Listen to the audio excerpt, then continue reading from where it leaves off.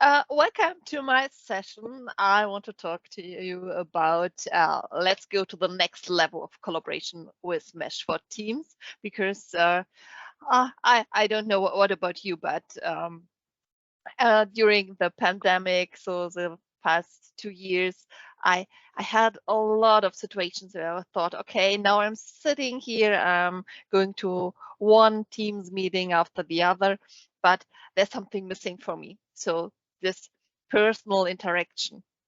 And that's why I was listening to all the stuff about Mesh as a program at Microsoft, because Mesh says that you have a lot of options, how to go with digital twins, how to collaborate, how to make more out of your data.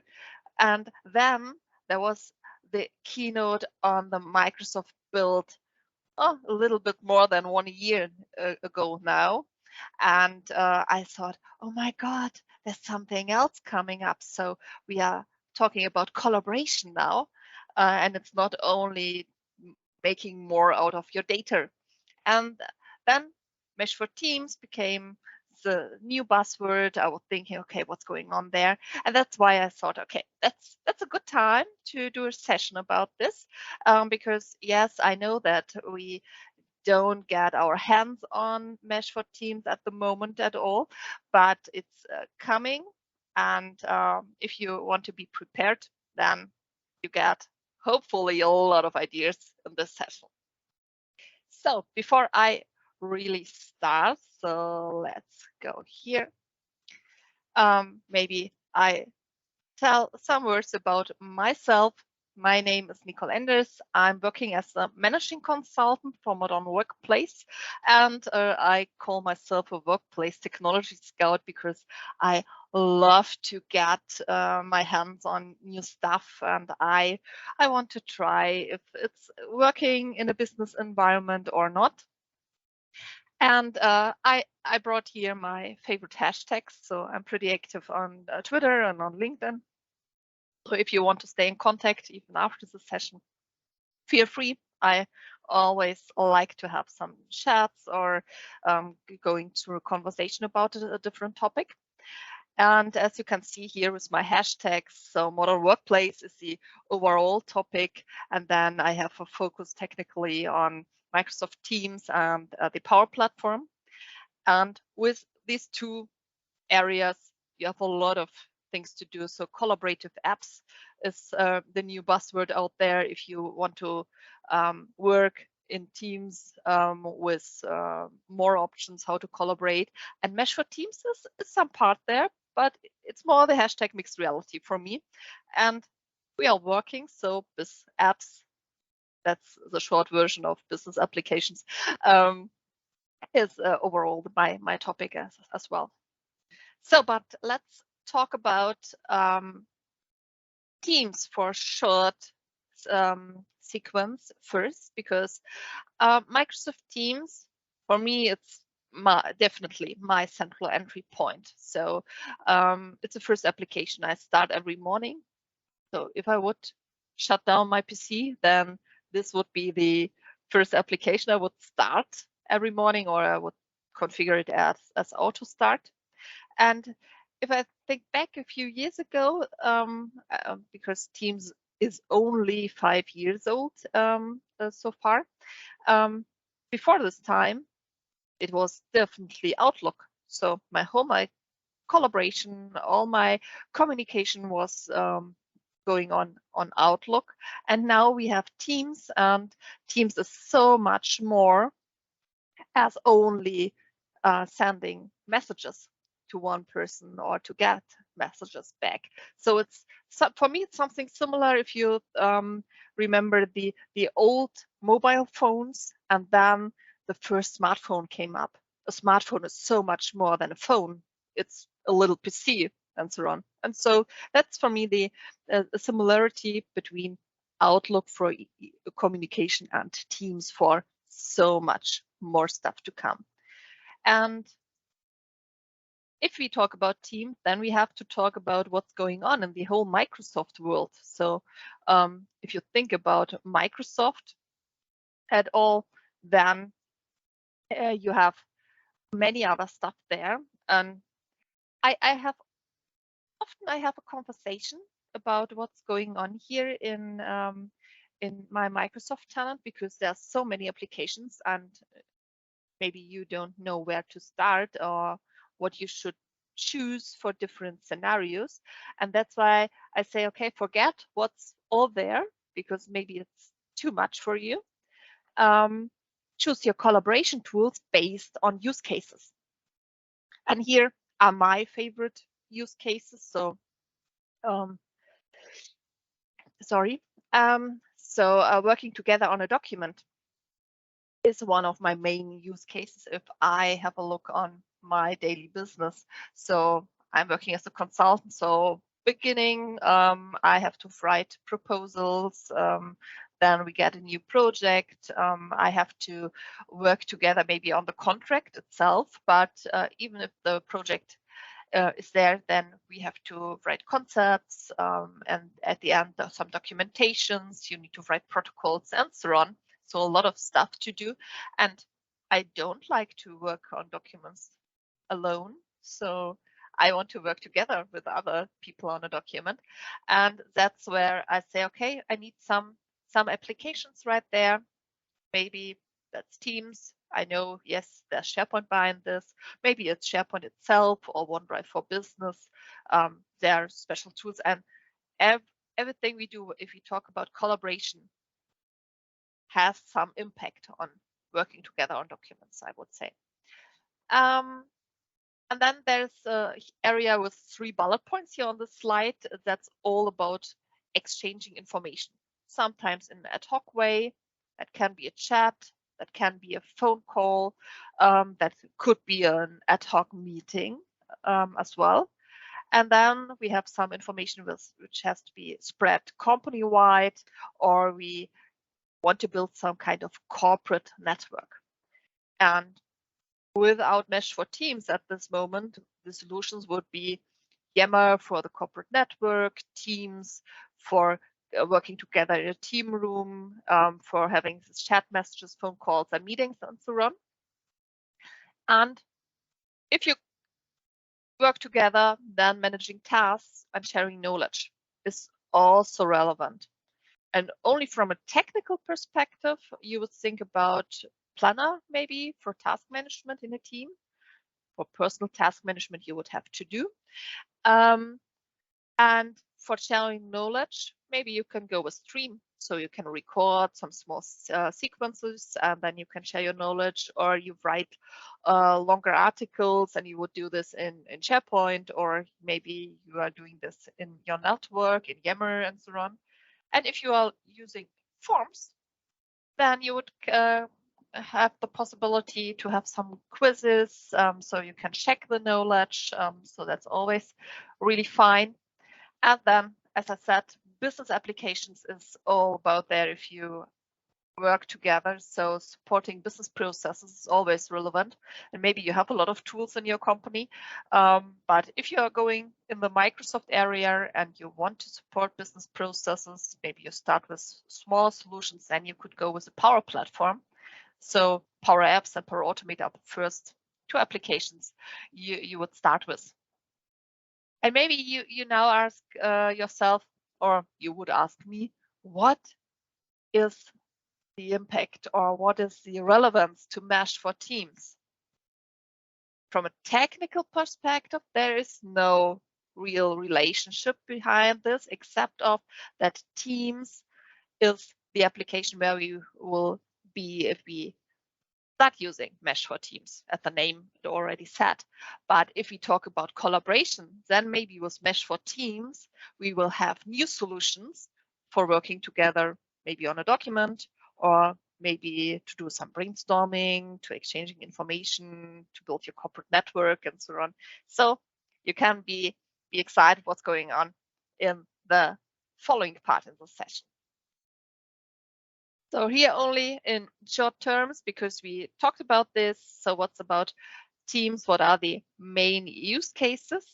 main use cases are always if you want to collaborate with other people. So maybe in your organizational unit, so your department, for example, maybe in project teams or in communities. And if you're doing this, then don't stop thinking only in these team rooms. Think about the meetings. And for events like our event today, that's also going on with a Teams meeting. And we will have the next generation of Teams meetings you'll see in a few minutes. So don't leave too long, don't stay too long at the digital learning part, because maybe there will be an option for mesh for Teams in the future as well, but that's not the focus here at the moment. So let's talk about, are you ready for your next team meeting? So this event today, you have a lot of Teams meetings, one after the other, but that's an event, that's fine. If you are looking on your daily business, then maybe it would look similar. So you start in the morning at maybe 8 a.m. and you have your first Teams meeting, maybe for 1 hour. And then we are very close to 9 a.m. You know, at 9 a.m. my next Teams meeting is starting. I have to write that maybe I will be there a few minutes later and so on, because nobody thinks about that you need some time to switch from one meeting to the other. That's something that has changed during the pandemic. So before the pandemic, it was clear, completely clear, that you have a meeting for 1 hour and then the next meeting cannot start at the top of the next hour because you need some time to switch the rooms, the physical rooms. And now, okay, I have a Teams meeting. I have to leave my first meeting. I have to go to the next meeting. And for me, sometimes it's so that if I think, okay, now we have lunchtime. I had maybe 4 or more meetings in the morning, one after the other, and I didn't even stand up. So my Apple Watch, for example, says me, okay, you didn't work on your daily goal that you have to stand up 12 times for every hour. So that can happen. And if we are going to our next Teams meeting, you would think about something like this, or maybe you're using some more options. So I show you here 4 different options here. That's a classic Teams meeting. You see each other, maybe you have turned on your camera or not. So it depends on the settings in this meeting, and it depends on your personal preference. So for example, in my company, we always teach each other that we activate our camera because we want to see each other, because there's no other solution for us at this moment. So we are not together in the same building anymore. That's something due to the pandemic, because a lot of people now like to work in the home office. Yeah, but if you think about this, okay, what are the different options? Okay, activate your camera or deactivate your camera. But I'm always looking on this flat screen of my notebook. I have to think about, okay, where is the camera? So I have to look in the camera. If I do this, then maybe I don't see everything on the screen. So I have this conflict in myself, if I look in the camera, because everybody has to see that I'm looking in his eyes, or if I look on the screen itself because I want to see a special person. It's not so easy. And I know this, if I do my sessions, then I'm looking in the camera quite often, but then I know I don't need to focus on anything at this moment. Yeah, and then the next option is that we can share our screen. So if I share my screen, or I'm using an app, so we have different options here. You see on the bottom of these 2 examples, you see that there an app is used, one for a chart, the other for some kind of a task management. So that's a sprint planning, I would guess. And maybe on the upper right screen, you see that we are in a usual meeting and now we are doing some kind of a voting. That's also possible. But the situation stays. I'm sitting here alone in my room. I'm looking on a screen. And yes, we can communicate, but it's not the same feeling as we would sit together in a meeting room. And now I want to show you what's the starting point for Mesh for Teams. So let's try. Do you see a difference? It's not so different from a usual Teams meeting, I would say, because what's here? We see some people joining the meeting with their avatar. So we have an example with only 2 persons who activate the camera. We have the other screen with some more avatars at the moment. And if we are looking a few months into the future, so I know it's a guess, but I would say there will be some people in your company, if you will use Mesh for Teams, and they will join the meeting with their avatars. They will maybe have multiple avatars, so they can select, am I feeling this way today, or am I feeling a little bit different? So I can select my avatar, and I don't need to check what I'm wearing this morning. Maybe I'm sitting there in some really casual clothes, and I don't want to see my customer with this stuff on. So then I can join with my avatar. We don't know if this will be accepted from the first second on. So you will have some persons who say, okay, that's really cool that there's some new technical stuff. And you will also have some people who say, what's the benefit compared with using my camera signal, because I want to see the person, I want to look in the camera and so on. So what's about this? And yes, I can understand this question, because from this perspective here, it would be the same. So, okay, I select my avatar, I join the meeting, but I'm looking on my flat screen and I'm sitting alone in my room. So this hasn't changed. And if you look a little bit more, what's also possible, you see here is heart. Yes, I can do this. And my avatar can do this as well, because my avatar will have the option to do the live reactions we know in Teams. So I can do the heart, I can do a thumbs up, I can give some applause and so on. So that's all possible. And my avatar will do this, and I only have to click here, or maybe there will be also some shortcuts or so. But I will use my PC, and I will not have this feeling that we are sitting in the same room. But this is only one side. So if I don't want to change anything, so I want to go with my PC in a Teams meeting, then I have the option to select between the avatar, the camera signal, or no signal. But Mesh for Teams is so much more. And I hope I can explain it a little bit, so you get an impression what's going on. But I really recommend that you check this out when it's available to you, because it's so hard to explain it to a person who has never used something similar. I will give you an impression what's going on, so maybe you will get an idea, or maybe you have used this the separate step also. But maybe here a reminder, what's Mesh all about? I brought some more pictures here with me. So Mesh is the future of collaboration for me.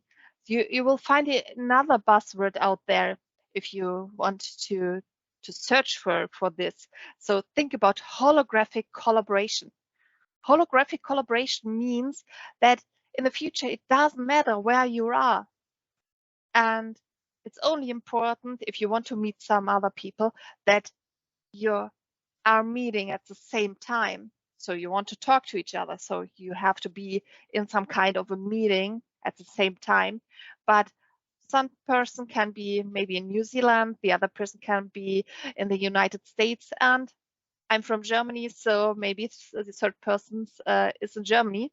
I know it's a little bit hard because of the time zones, but it's possible if somebody stands up in the middle of the night or so.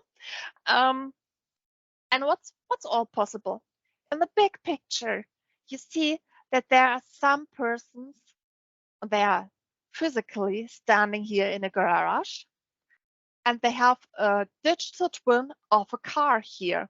So they are taking on the HoloLens in this case. They're taking on a HoloLens and they see this digital twin of a car.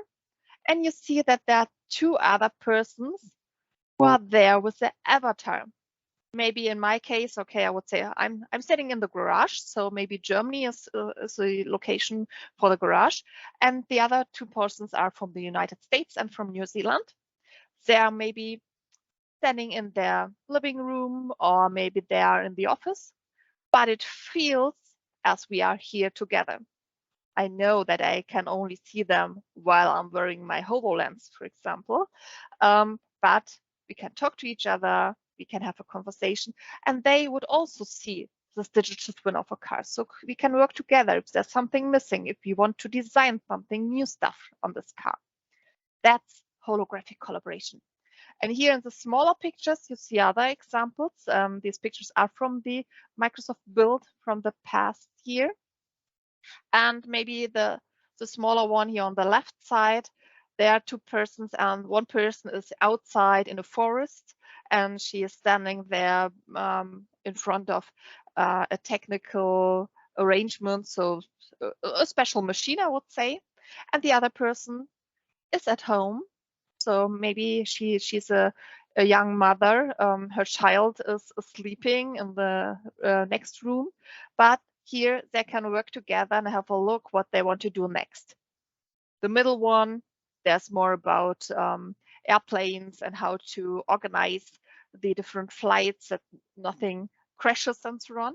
And the last one is more from a personal or private perspective. So think about if you want to learn some new stuff, then you can do this in a lot of cases on your own, but sometimes you need help. And here in this case, this guy wants to learn to write special characters and he's not so experienced with this. And then there's another person, maybe far away, maybe only a few minutes away, we don't know, but he's not in the same room. But as they are wearing some glasses, both of them, he can help him. So he can say, okay, you have to write this way. And then he says, oh, okay, now I understand. I'm doing this. He sees if he's doing this right. Maybe if it's not right, he can help him. And that's what's going on in the next years. So if we go back to Mesh for Teams, because Mesh for Teams is the first solution out there, I think there will more to be there in the next years. I want to give you an impression. Maybe what you already know, maybe not. If you know AltspaceVR, maybe the next 2 minutes or so there will be only some kind of a reminder. If you don't know AltspaceVR, then this is really important because there are similarities to Mesh for Teams now in the future. So if you go to AltspaceVR, that's an open platform to do virtual events. You can do private events, so you have a closed group, but you can also do open events, so nearly everybody could join. And then there's the same stuff. You register on this platform, and then you have to customize your avatar. So you think about what shall I look like? I don't need to build my avatar exactly as I would show up in person. Maybe I say, okay, I want to try a new headdress, or maybe I want to wear some special clothes. And so if you go to AltspaceVR and you join an event, then maybe you will see some persons who are looking really, really different as they would be in the reality. But it doesn't matter. It's your personal avatar. Do whatever you want, and you have a real good wizard to do this. And then you join your first meeting. You can be a normal member in this meeting. You could also be an organizer. I would recommend start joining some meetings, and then if you want to organize your first own meeting, then there's a lot of stuff to do, because you have to think about what should the rooms look like. Do you have one room, or do you have a building or a complete area? So they're talking about worlds and universes there. So you get an impression of what's going on there. You have a lot of options. Yeah, and if you go to such an event, then it could look like this, for example. So on here, you see, maybe you have some tables and the persons can talk to each other. Maybe you have some kind of a party area. So in a lot of events, you see some after parties in AltspaceVR, but you could also do a conference, for example, there. So you would have different rooms to go in there. And here it's the same. So it depends how you are using AltspaceVR. You can use AltspaceVR with your PC, so you install an app. And if you use this app, then you enter such an event, you look on your flat screen, and then you can go with your keyboard and your mouse, and then you can walk to maybe this table. And that's really cool, because in reality, it would be there, okay, maybe I have a distance of 20 meters to a group of people, and then I wouldn't hear anything, or I would only hear some small noises. And if I come closer and closer, I can understand the person better and better. And then there's a point, okay, I have a normal distance, maybe 2 meters and so on, and then I can have my conversation. So that's really cool. And if I go away and I go closer to another group, then the other groups gets I doesn't understand them anymore, and the next group of people becomes better for me. So think about that. You are walking around and you have a good time on such an event. And now there comes the important thing, because until this moment, we are using our PC or our smartphone or our tablet. They all in common mean that I'm looking on a flat screen. But I have another option, and that's where it becomes really, really exciting for me. Think about wearing a virtual reality device. So if for example, I have an Oculus Quest 2, and if I join such a meeting, then I say, okay, yes, in some cases I can go with my PC and this app and so on. But in a lot of cases, I like wearing my Oculus Quest. And there's also an app for AltspaceVR. I can join the meeting, and then I really know that I'm standing there in my living room, for example. But in this moment, it's not my living room anymore. It's a town hall, or it's a conference area, or maybe here, this party room. And now I really can walk over to the group of people I want to join. Yes, my living room is not so big, so I know that I have my controllers here from the Oculus Quest.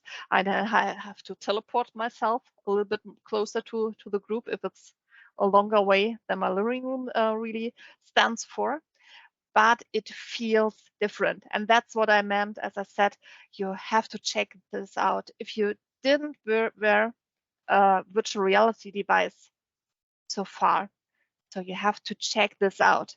It is completely different.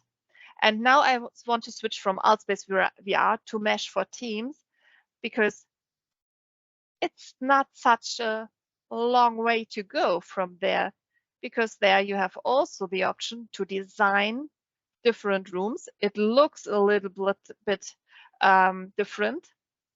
So the avatars are a little bit different compared to AltspaceVR, and maybe the layout is a little bit different of the rooms. But what do we see here? We have a huge room. There are some people standing in the middle of the room. These are the 3 persons we see here. And there are a lot of persons standing at a whiteboard. And that's maybe doing some brainstorming, and these 3 others are doing some organizational stuff or so. We don't know, but that would be possible. We have a meeting and you want to do some work in smaller groups. You can do this in the same Teams meeting in the future, because you have an immersive room. It's not a Teams meeting as we know it today. And then we can say, okay, we build some smaller groups, and this group works over there, the other groups work there, and the third one will be at the whiteboard. And a few words regarding the whiteboard. You know that the whiteboard app is available in a Teams meeting.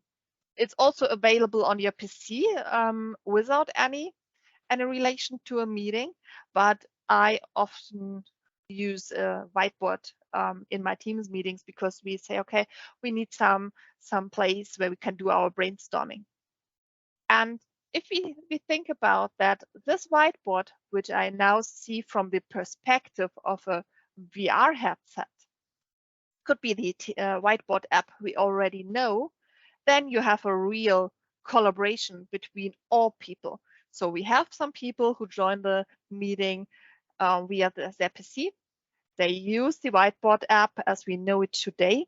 And we have other persons who can join the Teams meeting via virtual reality. It doesn't matter if it's an HoloLens, an Oculus, or whatever will be supported by Mesh for Teams, because there will be a lot of options for you. So it's not, it doesn't depend on the money you have available. Microsoft will be supporting a lot of devices right there. And then we can work together. And for me, my personal preference will be the VR headset, because I have the feeling we are here in the same room and we are working together. And even if you think about meeting rooms, they could also be prepared as an immersive room. So you see here a few people who are standing in a room, and at the back you see a screen. That can be the screen shared by one person in the meeting. He shares the meeting, maybe he shares an application, or he shares his screen only because he wants to show something. And then it looks like, as we have a beamer or maybe a screen in this meeting room, but I know it's only the technical part of sharing the screen of some attendees right there. And the 2 other pictures here, they only show that there are a lot of other options, so we can have some fun stuff and so in an immersive room as well. And that's what's going on if you want to do collaboration in a complete new level. It's not working every person on its own, and we have only a few times where we're doing a Teams meeting to communicate. No, we can have some fun stuff together. We can do some brainstorming on a whiteboard without losing these persons who are not using a VR headset, because everybody works together. So maybe it will look a little bit strange if you think here about this whiteboard, that I'm writing some post-its, and then there will be some new post-its without any person standing left or right from me, because that would be a post-it done by a person who is using his PC only. But that will be a complete new level for brainstorming and also for design stuff. So think back about the car design you saw on the mesh screen. We could also have an immersive room where we see our car, and then we are doing our design stuff right there. It will not be there everything from the first second on, but I think the vision is important. So if you think about doing meetings in the future, you have to think about hybrid meetings, because hybrid work will be the new normal, I would say. You will have persons in the same room as you, but you will also have a lot of persons who are working from home, or maybe you will have customers who will say, no, we don't need to visit each other every time for our meetings. We can work together in this way. And then you have maybe a lot of people in your company in the same room, and the customer will have the same situation, but you want to work together as one single group. And this will be a solution. And what do you need to start now? So I would say wait for the public preview. So be excited if it's available for you. It's announced for the summer. I know summer is coming to an end for now, but we can be excited what's going on the next weeks. And check out how you can join these meetings, because you can use nearly all of your devices. So yes, I said the best experience is with a VR headset. And for me, the HoloLens is located in the same area. You can also use your PC, your tablets, your smartphones. And if you have some meeting rooms prepared with maybe Teams rooms with special hardware and so on, then you could use them as well. And I would recommend that you use a good combination if you check this out, because you have to find your way how it's working in the best way for you and your colleagues and your customers and your partners. So there's so many different options right there. Yeah, and I think if I look a few months in the future, then we can talk more about the first experiences with real use cases. But for me, I will check this out in every of my meetings, what's going on there.